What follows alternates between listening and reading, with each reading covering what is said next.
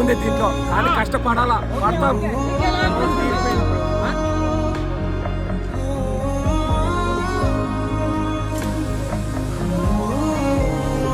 Hard work is never failed. మనం hard work ఎంత చేస్తామంటే అది మనకు అంత ఇస్తుంది అనమాట. కానీ అందరికి రత్తాలు కాడుతున్నా కూడా ఇంకా ఏం చేస్తాడు కదిరి పరమ దుర్మార్గుడు సార్ వీడు. నేను మాత్రం మా యాక్టర్స్కి ఒక్కటే చెప్పామో, మీరు చచ్చిపోండి కానీ నాకు మాత్రం నేను అనుకున్న అవుట్పుట్ మాత్రం ఖచ్చితంగా వచ్చి తీరాల్సిందే అని. కానీ మాకు మాత్రం బంగారం లాంటి మనసున్న actors, villain character Balayya and fight master Khaleel sir దొరికారు మామ.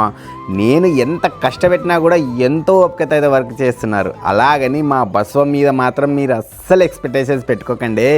ఎందుకంటే మీ అంచనాలని అందుకునేంత స్థాయికి నేను ఇంకా ఎదగలేదు మామ.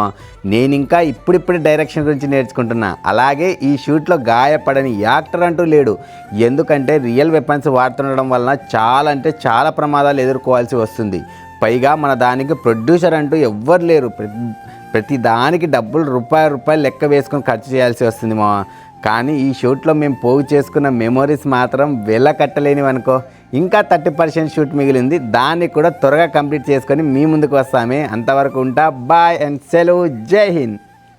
ఈ చేజింగ్ సీన్ అంటే మామూలుగా లేదు, దద్దరి వెళ్తుంది అసలు. బసవ అంటే బసవేనే. నేను ముసలోళ్ళని వద్దని చెప్తే మా డైరెక్టర్ ప్లాన్ చేస్తున్నాడేమో, దొడ్డికి పోయిస్తా.